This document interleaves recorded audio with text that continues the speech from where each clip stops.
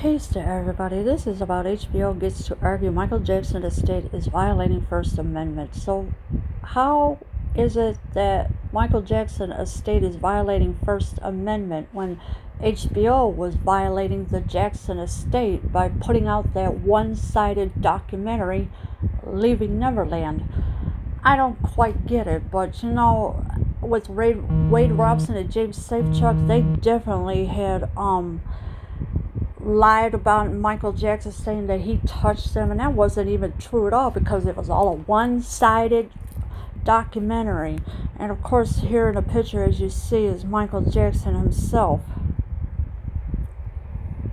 A California federal judge is inclined to send to arbitration the dispute between the Michael Jackson estate and HBO over the sex abuse documentary Leaving Neverland. But there's one thing that's holding him back. In an order following a hearing earlier this week, U.S. District Court Judge George Wu told the parties to deliver briefing on whether a bid to force HBO attribution violates the First Amendment. Yes, so of course there's got to be some kind of paperwork somewhere saying that HBO violated the First Amendment. So this was ordered by the judge of George H. Wu, told the parties to deliver briefing on whether to bid a force. HBO has violated the First Amendment because the Jacksons told them they don't want that documentary on HBO, and of course they went against the Jacksons' wishes. Jackson's estate took HBO to court in February, just days before Leaving Neverland premiered on the Pay Network, and detailed allegations from Wade Robson and James Safechuck towards the late pop star. Of course, Wade Robson and James Safechuck are going to make up these allegations that are not true, because Michael Jackson never did anything to these boys whatsoever. They lied. They admitted of being liars. They're jealous because Michael's kids gets the money and they don't.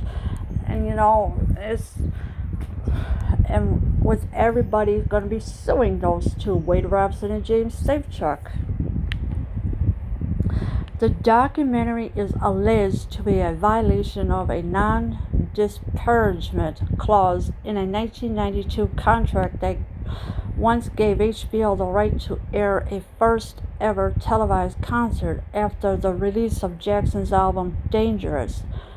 Jackson's estate doesn't want a judge to determine that issue.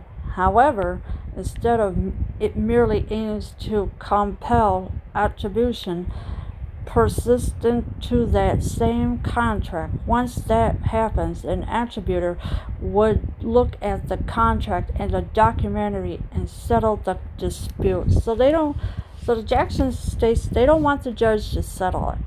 Okay, I understand that. Now, the documentary is alleged to be a violation of a non-disparagement clause in a 1992 contract because they went against the Jacksons' wishes. They don't want nothing of Michael Jackson's on HBO or anything like that. So they violated that disparagement clause. And of course, however, instead it merely aims to compel attribution pursuant to that same contract. HBO, in response, denies there's an enforceable agreement that hasn't expired and actually covers Leaving Neverland. The defendant sees this legal gambit as a publicity stunt to denigrate the doc and skit widely established precedent stopping and decreasing individuals for pursuing defamation claims. So HBO has responded to everything and denies everything. HBO is not innocent. HBO is guilty of what they have done to the Jacksons. That a decades-old contract concerning the broadcasting of a concert could implicate the right to air Leaving Neverland is no doubt distasteful to HBO, but federal policy has traditionally favored attribution, with judges often deferring to arbitrators,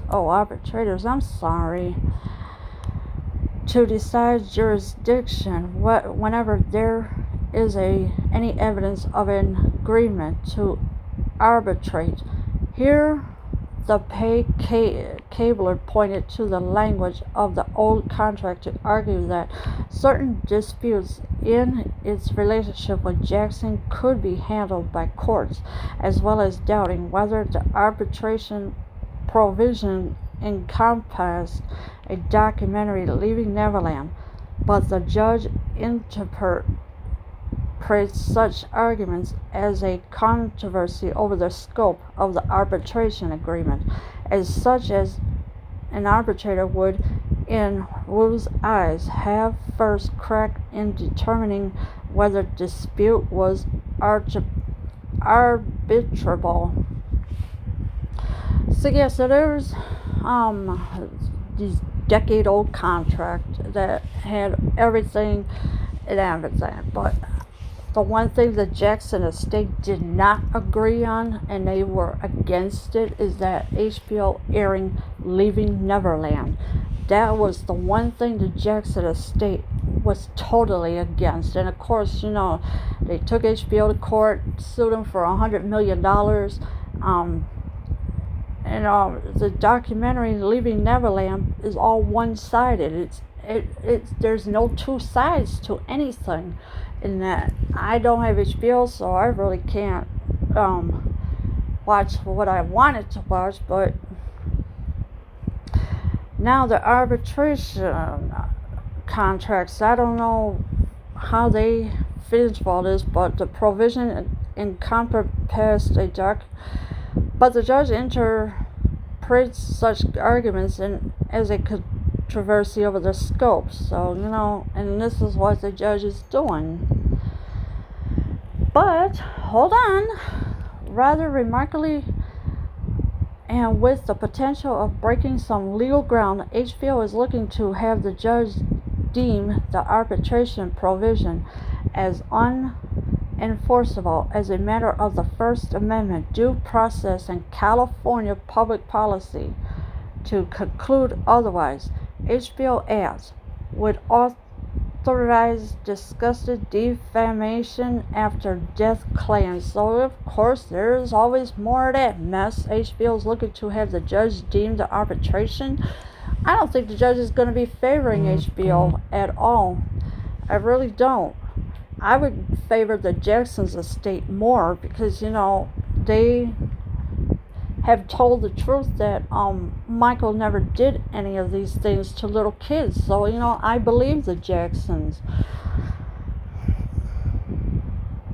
Jackson's estate responds that it is well established that jurisdictionally enforcing arbitration agreements does not constitute state action, meaning it doesn't trip on the First Amendment, which, remember, prevents the government from interfering with the free exercise of speech. So that's what the arbitration is for, that the Jackson States has responded to.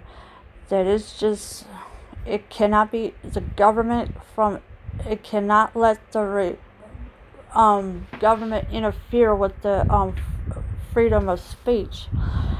While the court agrees that attempting to enforce an arbitration agreement in a contract that includes a non-disparagement clause through the filing of a lawsuit does not initially suggest the presence of state action, the initiation of the litigation itself can trigger First Amendment concerns, writes Wu. Yeah, so Wu had wrote all this out about the arbitration agreement in a contract. It includes a non-disparagement clause on top of it. In other words, going to court to get a duly appointed judge to order the other side to show up for arbitration may implicate free speech. So yeah, if you go into court, yeah, it's gonna implicate free speech. It cannot be doubted that plaintiff's arbitration action is seeking to recover damages based upon defendants broadcasting a documentary. Rule continues. Whether the facts should have some effect on an arbitration motion should be discussed more thoroughly at the hearing. So, but HBO cannot be trusted anymore because they have violated the terms that after the Jackson estate told them not to put it on HBO. So who's really the liars? HBO, Wade Robson, James Safechuck, they're all liars. You know they're going to get exposed either way around.